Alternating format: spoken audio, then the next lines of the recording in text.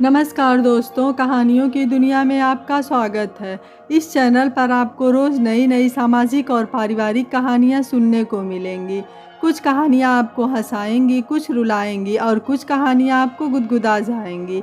तो चलिए ऐसे ही एक आज भी पारिवारिक कहानी हम शुरू करते हैं। आज की कहानी है, जब बीमार पिता को बेटों ने छोड़ा बेसहारा तो माँ ने सिखाया बेटों को सबक। देर रात से ही कामता प्रसाद की खांसी तेज हो गई। रह रह कर खून की 2-4 उल्टियां भी हो गई। धर्मपत्नी काफ़ी घबराई हुई थी। कामता प्रसाद ने सुभद्रा को ढांढस बंधाने की असफल चेष्टा की। एक सुभद्रा ही तो थी जो अब तक कामता प्रसाद का साथ निभा रही थी। आखिर सुभद्रा उनकी धर्मपत्नी थी और किसी स्त्री के लिए संसार की सबसे अनमोल चीज़ उसका पति होता है। इस बात को सुभद्रा अच्छे से समझती और इस हालत में कामता प्रसाद के लिए एकमात्र सहारा वही तो थी। ऐसा नहीं था कि कामता प्रसाद के कोई संतान नहीं थी। सुभद्रा ने अपनी कोख से 4 पुत्र तथा 2 पुत्रियों को जना था। उनमें से 2 तो जन्म के कुछ ही दिनों पश्चात मृत्यु का वरण कर चुके थे। स्वयं कामता प्रसाद सरकारी महकमे में मुंशी थे। जो भी वेतन मिलता इतने बड़े परिवार के भरण पोषण में खर्च हो जाता। कामता प्रसाद हमेशा तंगी में ही रहे, फिर भी अपने बच्चों की परवरिश में उन्होंने कोई कसर नहीं छोड़ी। अच्छी शिक्षा दिलाने का ही परिणाम था कि आज उनके जीवित बचे दोनों पुत्र सरकारी महकमे में उच्च पदों पर आसीन थे। पूरे सेवा काल में बड़ी मुश्किल से जो थोड़ी बहुत बचत की, उससे रहने हेतु एक छोटा सा घर भी बन गया। दोनों पुत्रियों की शादी भी उन्होंने अच्छे से कर दी और वे दोनों अपने अपने घरों में खुश थे। पुत्रियों के विवाह में उनके सर काफ़ी कर्ज भी चढ़ गया, जिससे वे अपनी नौकरी के अंतिम दिनों में ही उबर सके। दोनों पुत्र का विवाह भी हो गया और अपने परिवार के साथ वे दोनों घर से काफ़ी दूर रहते थे। शुरू में तो दोनों वर्ष में एक आध बार आ ही जाते, परंतु समय के साथ यह अंतराल बढ़ता चला गया। बहुओं के उपेक्षित व्यवहार के कारण सुभद्रा भी कभी उन लोगों के पास जाने का साहस नहीं जुटा सकी और कामता प्रसाद ने भी पुत्रों के पास जाने के लिए सुभद्रा पर कभी दबाव नहीं बनाया। धीरे धीरे उन लोगों के पत्र आने भी बंद हो गए और स्वयं को निसंतान मान कामता प्रसाद और सुभद्रा ने हृदय कठोर करके एक दूसरे का सहारा बनकर जीवन जीने का दम्भ झेलने लगे। पिछले 5 वर्ष से तो पुत्रियों की भी कोई खोज खबर नहीं थी। ऐसा प्रतीत हो रहा था मानो सबने ही कामता प्रसाद और सुभद्रा जी को भुला दिया हो।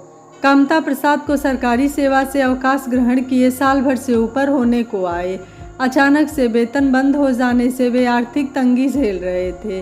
पेंशन कार्यालय का चक्कर लगाते लगाते उनके जूते घिस गए, फिर भी उनका पेंशन निर्धारित नहीं हो सका।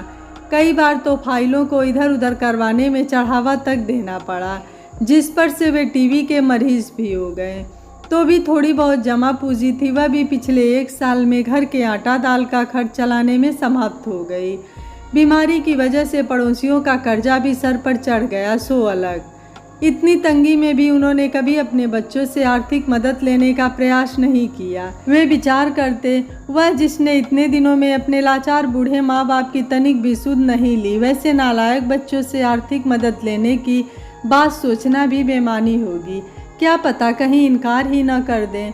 इससे तो अच्छा है कि अभाव में ही स्वाभिमान के साथ जीवन का त्याग कर दिया जाए। कम से कम मरने के बाद संतोष तो रहेगा कि जितना भी जिया अभिमान के साथ जिया। दिन बीतने के साथ साथ कामता प्रसाद का स्वास्थ्य भी लगातार गिरता जा रहा था। पेंशन की राशि अब तक न मिलने से आर्थिक मदद के नाम पर पड़ोसियों ने भी कन्नी काटना शुरू कर दिया। राशन वाले का कर्जा अधिक होने से वह भी सामान देने में आनाकानी करने लगा, मगर पेट की भूख और सुभद्रा के स्याह पड़ चुके चेहरे को याद करके वह अपमान का घूंट पीकर रह जाते। उनकी बेबसी ने सुभद्रा को स्वयं पूर्व ही वृद्ध बना दिया। स्वयं के विवाह के समय सुभद्रा के लालिमा युक्त सुर्ख चेहरे को याद करके और वर्तमान में सुभद्रा के स्याह पड़ चुके चेहरे को देखकर वो अंदर तक पीड़ा से भर जाते, मगर बेचारे करते भी क्या। सुबह तक जाकर कामता प्रसाद सामान्य हो पाए। आज एक बार फिर से वे पेंशन कार्यालय इस उम्मीद में गए कि अधिकारियों को शायद उनकी हालत पर दया आ जाए और उनकी पेंशन राशि का भुगतान हो जाए। उम्मीद के मुताबिक ही पेंशन कार्यालय की स्थिति थी। यत्र तत्र धूल बिखरे पड़े हुए थे और कोई भी कर्मचारी ठीक से अपना काम नहीं कर रहा था। दोपहर तक वे फाइल लेकर इस टेबल से उस टेबल भटकते रहे। थकान और कमजोरी की वजह से वे ठीक से खड़े भी नहीं हो पा रहे थे। निराश और हताश एक बेंच पर जाकर वे बैठ गए। मन ही मन व्यवस्था के बारे में विचार करने लगे।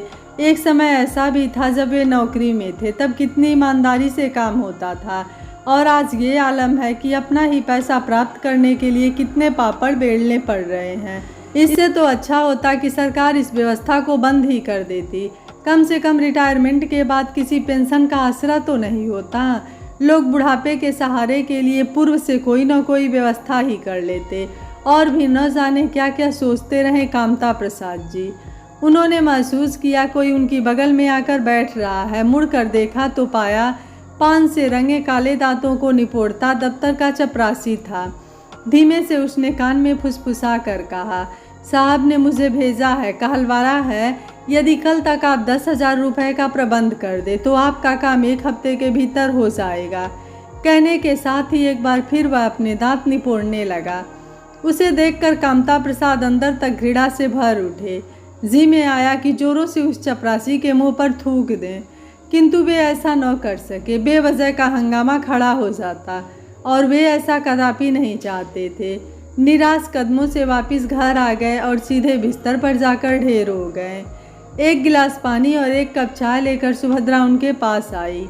धीमे से कामता प्रसाद के हाथ में पानी का गिलास थमा कर पूछा, आज तो काम हो गया ना, अब तो फिर से दोबारा नहीं न जाना पड़ेगा।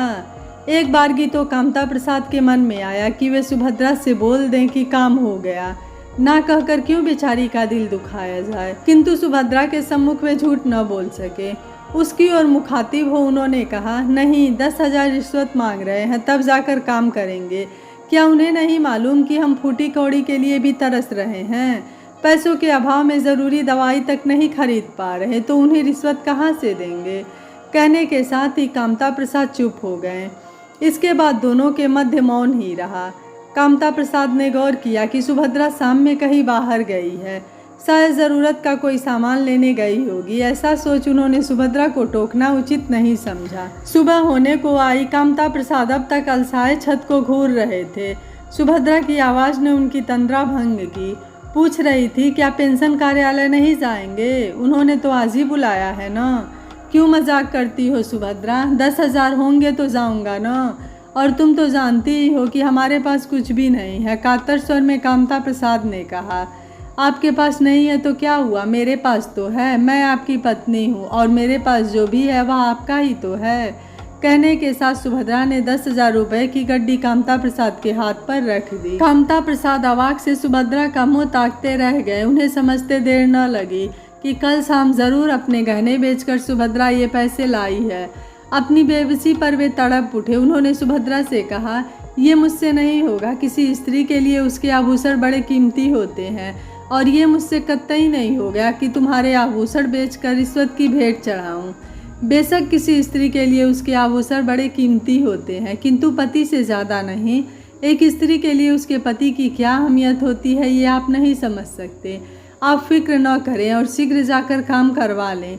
ईश्वर ने चाहा तो ऐसे बहुत सारे गहने फिर से आ जाएंगे, और वैसे भी इस उम्र में इन आभूषणों के मेरे लिए क्या उपयोगिता रह गई है।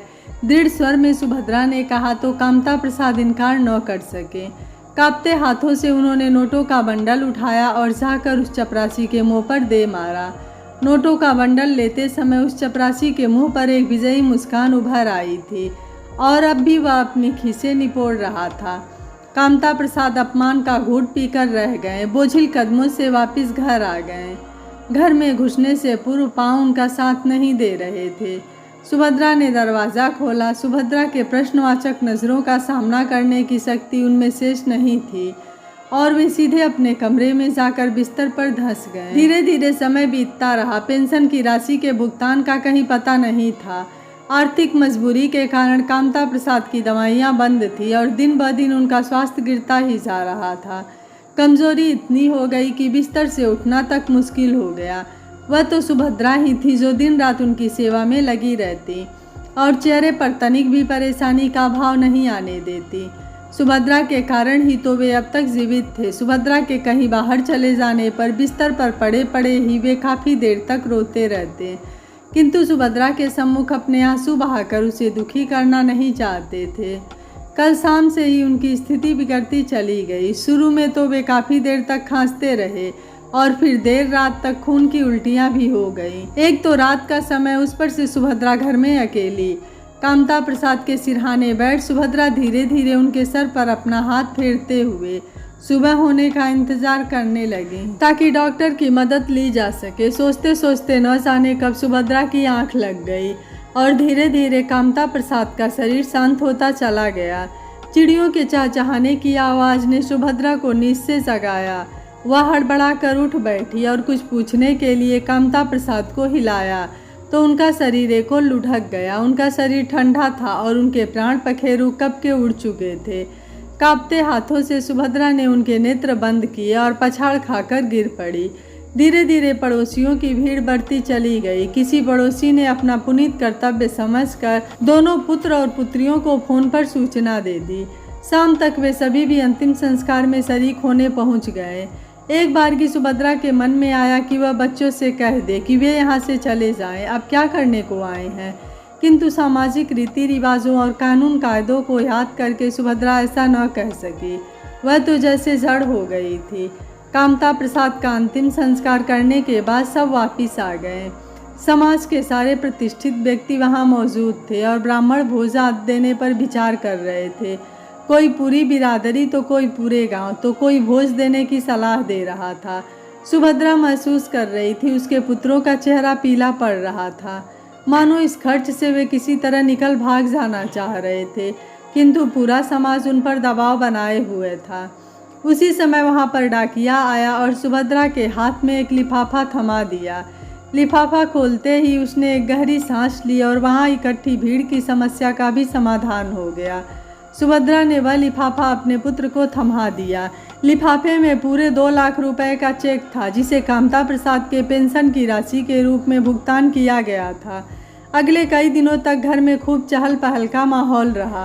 पूरे गांव के लोगों को कई दिनों तक भोज दी गई। सबने छक कर खाया और कामता प्रसाद की जय जयकार करते रहे। उनके पुत्रों का कद भी समाज में ऊंचा हो गया और वे स्वयं को गौरवान्वित महसूस करने लगे। मन ही मन वे अपने पिता के प्रति कृतज्ञ हो गए और उन्हें धन्यवाद दे रहे थे कि मरते मरते पिताजी कुछ ऐसा काम कर गए जिसके कारण आज वे समाज में खूब सम्मान पा रहे थे। सुभद्रा विचार कर रही थी, रिटायरमेंट की पेंशन की राशि ने कामता प्रसाद को क्या सुख दिया। अंतिम समय तक तो वे पाई पाई के लिए भी तरसते रहे और फिर एक दिन दवा और इलाज के अभाव में मृत्यु का वरण कर लिया। आज इन पैसों का उपयोग करने के लिए वे इस संसार में ही नहीं है। हाँ, इन पैसों से एक काम अवश्य हुआ कि उनका अंतिम संस्कार अच्छे से हो गया, वरना उनके पुत्र तो ऐसे थे जो अपना धन खर्च करके उनका अंतिम संस्कार भी नहीं करते। अपने पुत्रों के व्यवहार के प्रति सुभद्रा का मन कड़वाहट से भर उठा था और वह उठकर अंदर चली गई। कामता प्रसाद जिस कमरे में रहते थे, सुभद्रा सीधे उसी कमरे में गई और दरवाज़ा अंदर से बंद कर लिया। उसने दृढ़ निश्चय कर लिया कि भले ही उसे कोई भी दिन देखना क्यों ना पड़े, किंतु वह अपने पुत्रों के साथ कदापि नहीं जाएगी जो सुभद्रा और उसके पति के गुनाहगार थे। इस विचार ने सुभद्रा को काफ़ी राहत पहुंचाया और कामता प्रसाद की एक बड़ी सी तस्वीर को अपने सीने से लगाए वो काफ़ी देर तक सुबकती रहीं। तभी किसी के दरवाज़ा खटखटाने की आवाज़ आई। पूछा, कौन? माँ, मैं हूँ, भैया आपको बुला रहे हैं, कुछ आपसे बात करना चाहते हैं, क्योंकि हमें भी अब निकलना पड़ेगा, समय नहीं है हमारे पास। सुभद्रा ने कहा, ठीक है, तुम चलो, मैं आती हूँ। सुभद्रा ने अपने आंसू पोंछे और एक दृढ़ निश्चय के साथ अपने कमरे से बाहर निकली। आंगन में आई तो सभी बेटे और बहू बेटियां इसी चिंता में लगे थे कि माँ को कौन रखेगा। तभी बड़े भाई ने कहा कि अब तो माँ की पेंशन चालू हो गई है, तो हम भाइयों को माँ को रखने में कोई परेशानी नहीं होनी चाहिए, क्योंकि माँ का खर्च तो उनकी पेंशन से ही चल जाएगा। बड़ी बहू ने कहा, अरे उनका खर्च तो पेंशन से चल जाएगा, पर उन्हें बनाए खिलाएगा कौन? अरे तुम पागल हो, हमारे साथ चलेंगी माँ, तभी तो हमें इस घर को बेचने का मौका मिलेगा, और माँ अब कितने दिनों की मेहमान है। तभी सुभद्रा जी की आवाज़ आई, वाह बेटे वाह, तुम जैसे स्वार्थी बच्चों से यही उम्मीद थी। तुम अपने पिता के अंतिम संस्कार में आए, इसलिए मैं हाथ जोड़कर तुम लोगों का बहुत बहुत धन्यवाद करती हूँ।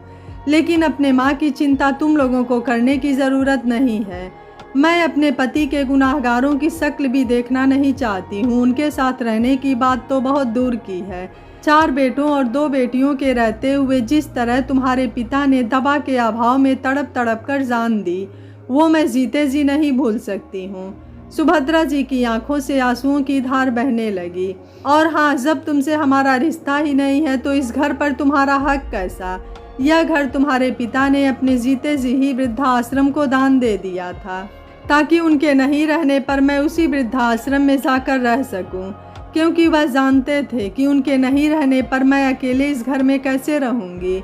हमें ना कल तुमसे कोई उम्मीद थी, ना आज उम्मीद है। तुम्हें अपना इतना कीमती समय हमारे लिए बर्बाद करना पड़ा, उसके लिए मैं माफ़ी चाहती हूँ। और तुम लोग अपने अपने घरों को प्रस्थान कर लो। बेटों और बेटियों के सर शर्म से झुक गए थे, लेकिन सुभद्रा जी एक दृढ़ निश्चय के साथ अपने कमरे में चली गईं और अपने पति की तस्वीर को निहारने लगी। जैसे वो मुस्कुरा कर कह रहे थे, सुभद्रा, तुमने बहुत ही अच्छा फैसला लिया। दोस्तों, 4 बेटों के रहते हुए माता पिता 2 जून की रोटी को तरसे, दवाई को तरसे, तो लानत है ऐसे बेटों के होने पर जो अपने माता पिता का पेट ना भर सके, जो अपने माता पिता का इलाज ना करा सके। आपको सुभद्रा जी का फैसला कैसा लगा? आप मुझे अपनी राय कमेंट बॉक्स में ज़रूर दीजिएगा। वीडियो पसंद आया है तो वीडियो को लाइक, शेयर एंड चैनल को सब्सक्राइब कर लीजिएगा। Thank you for watching. मिलते हैं अगली कहानी में।